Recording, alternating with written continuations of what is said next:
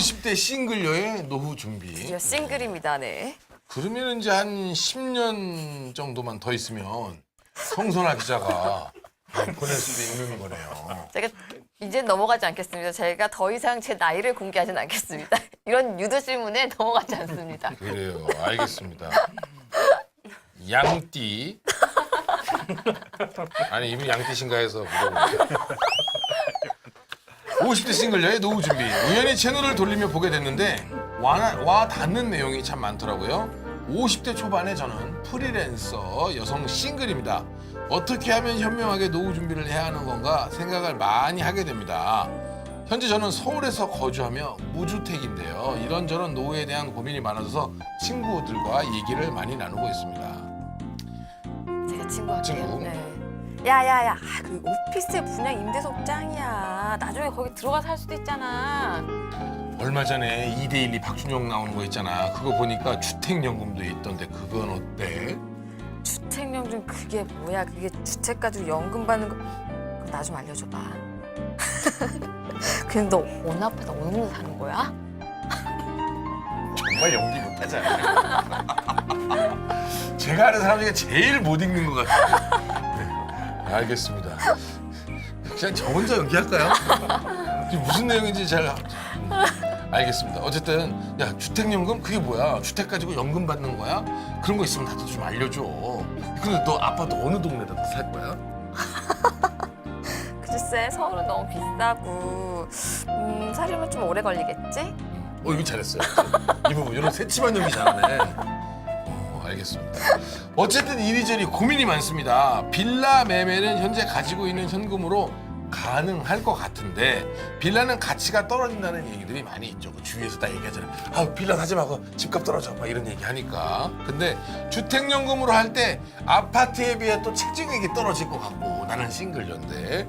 자 그리고 송도 국제도시에 10평 정도 오피스텔 분양하고 있다고 하는데 요걸 내가 또 분양받고 싶기도 한데 분양받아도 될까요? 이제는 부동산 상담까지 해주십니다. 네. 제 노후에 대해 해결도 좀 해주세요 하고 50대 싱글녀가 아주 그냥 여러 가지 질문을 모아서 해주셨습니다. 특히 네. 뭐 저희 이데일리 TV에 올라온 사연을 저희가 그대로 읽어드린 거기 때문에 이건 정말 성심성의껏 저희가 상담을 해드려야 될 것 같아요. 그래요? 네. 자, 성심성의껏 한번 상담을 해보도록 하겠습니다. 네.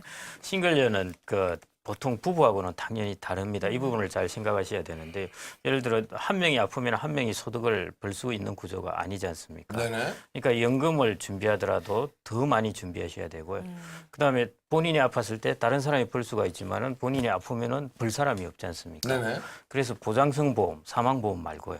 보장성 보험에 대해서 더 잘 들어가 있어야 되고요. 그래서 이런 부분이 기본적으로 준비되어 있어야 합니다. 아니 근데 임대 받는 건 나쁘지 않습니다. 나쁘지는 않죠. 그 부분이 나쁘지는 않은데 네. 그게 어느 정도 비중을 차지하느냐 하는 거죠. 그 임대 받는 것보다 기본적으로 이걸 먼저 해놓으셔야 기본적인 되는 저희가 거고요. 항상 강조하는 예. 3층 연금. 네. 예, 연금뿐만 아니라 이제 보장성 보험. 이게 네. 그 싱글 분들의 제일 취약한 점을 일단 보완을 해놓고 그 다음에 이제 시작해야 되는 네. 거고요. 박상원 전문가님께 여쭙습니다. 네. 부동산으로 노후 준비를 하려고 하는 게 현명한 선택이다? 아니다? 네. 지금 뭐 김윤호 소장님은 네, 아니다. 아니다. 라고 얘기해주죠. 박상원 전문가님 생각은? 네, 저는 같은 생각입니다. 같은 생각인데 아니지만. 네, 부동산으로 노후 준비를 한다기보다는 노후 준비의 가장 근간이 되는 집은 하나 있었으면 좋겠습니다. 저는 중요한 건 뭐냐면 거주와 소유를 분리해야 된답니다. 우리가 여러 가지를 분리하시는 것 같아요. 가게와 집안을 분리하시고 거주와 소유도 분리하시고. 그럼요. 내가 살 집 하나 하고 내가 월세 받는 거 부동산을 분리해야 되는데 네. 아까 기자님 말씀하셨던 대로 실제로 순자산이 그렇게 많지는 않을 수 있거든요. 네. 그럼 서울에 사신다면은 서울이나 또는 외곽 근교 쪽에 좀 저렴하게 빌라로 경매로 산다라면은 1억 초반만 해도 충분히 사실 수 있습니다. 이거를 갖고 나머지 현금 자산을 보유하고 연금 자산을 만들어가는 게 전 중요하겠다라고 생각을 하고요. 저는 이제 부동산 비율, 우리나라 가계 부동산 비율이 몇 %로 알고 계십니까? 80%요. 그렇죠. 80%. 근데 이 80%는 월세 여왕 성선아 기자님을 포함한 우리나라 전체 가구의 평균입니다. 그 얘기는 우리가 중요한 거는 보통 사람들이 5년, 10년, 20년 뒤에 부동산 비중 83% 그 이상 간다는 얘기입니다. 그 반대말은 뭐냐면 10년 뒤에 현금이 별로 없다는 거죠. 물론 월세 받는 것도 중요하지만 오늘 이 사례처럼 비싼 분양가로 어디 지역에 그러게요. 오피스텔을 네. 신규로 분양받는 거는 굉장히 위험한 생각이다 생각합니다. 사실 저도 부동산 분양 반대예요. 네. 투자에서 중요한 거는 지금 현재 이 수익성, 월세를 얼마 받는가 이것도 중요하고 이 자산이 가치가 올라갈 것인가 이 자산의 가치 두 가지를 봐야 되거든요. 네. 지금 월세를 얼마 받겠다고 해가지고 평당 1,500 이상의 오피스텔 분양받는 거는 굉장히 좀 조심스럽게 판단해야 될 맞아요. 거라고 자, 생각합니다. 그러면은 이제 이분이 직접 질문해 주신 네. 뭐 이런 부분 송도의 국제도시의 10평 정도의 오피스텔 분양은 반대하셨습니다. 반대했어요. 박성훈 전문가님. 자, 우리 월세 여왕 송선아 네. 기자님께 묻습니다. 이분이 질문하신 것 중에 본인이 이제 대답해 주실 수 있는 부분 있으면 하나 부탁드릴까요? 사실 저도 정말 말하고 싶은 게 하나 있었어요. 내가 역시 잘 들었다. 얘기하세요. 네. 저도 정말 분양은 극구 받지 말라고 정말 말씀을 드리고 싶어요. 간단하게 말씀을 드리면요. 분양이라는 거는 그 가격 안에 미래의 가치가 포함이 돼 있는 거예요. 근데 그 지역이 가격이 앞으로 어떻게 될지 모르기 때문에 리스크가 너무 큰 거죠. 그래서 박상원 전문가님 말씀하신 것처럼 정말 실거주라고 한다고 하면 정말 경매를 받든지 지금 현재 리스크 없는 지역을 선택하셔서 하는 게 나은 거죠. 네네. 끝이에요? 네. 분양 반대. 분양은 반대, 실거주라고 한다면 차라리 경매를 받자라는 말씀이신 거죠. 자, 그럼 세제에 대해서 한번 혜택을 물어봅니다. 고경희 세무사님 네. 어떻게 생각하십니까? 음, 이분 말이죠. 네. 뭐 이제 예를 들면 싱글녀잖아요. 싱글녀가 살아가면서 받을 수 있는 혜택 같은 게 제가 볼 땐 분명히 있을 것 같거든요.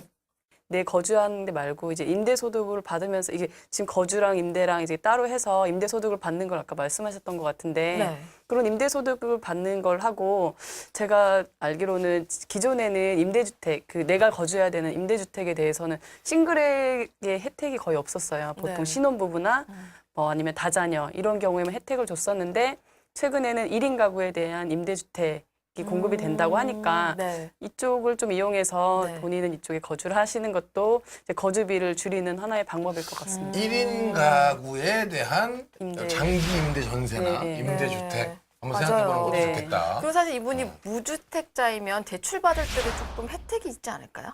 주택담보대출 같은 거. 금리가 좀 싸다든지 뭐 이런 거 있을 수 있을 것 같아요.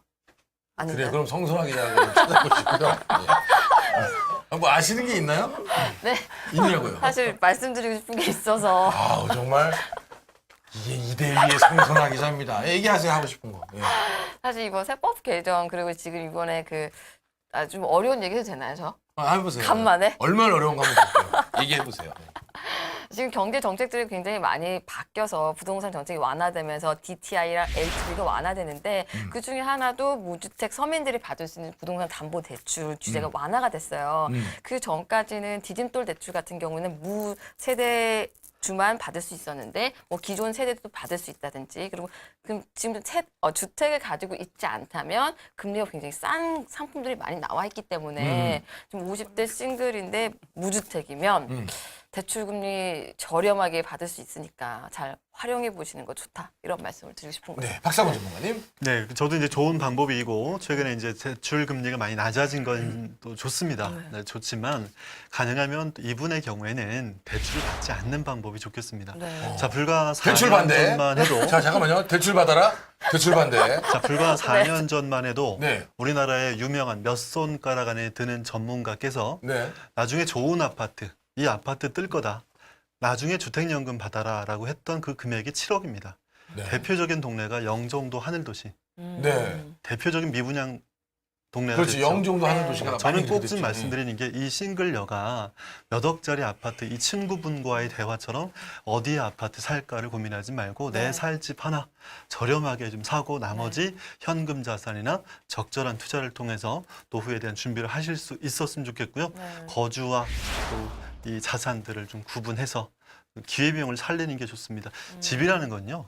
기회비용입니다. 이 4억 정도 되는 이 기회비용을 너무 끌고 가지 말고 2억 정도 이내에서 집을 마련하시고 2억 정도의 65세면 나중에 주택연금으로 50만 원 정도는 받으시니까 나머지 한 50 정도 나올 수 있는 또 연금 정도 최소한 준비하실 수 있게끔 계획을 세우셨으면 알겠습니다. 좋겠습니다. 자 대출 반대.